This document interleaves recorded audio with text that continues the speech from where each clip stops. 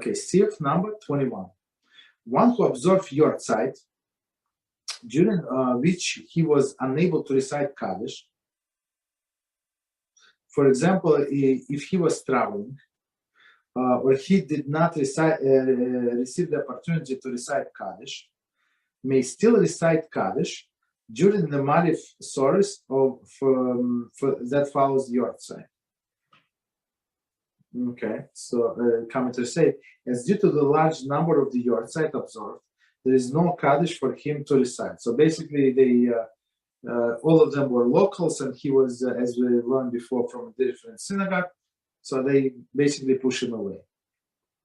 Okay, so he can do it Marif next day. So especially, I would say, if they start the Marif a little early, so it's questionable this day, that day. So, okay.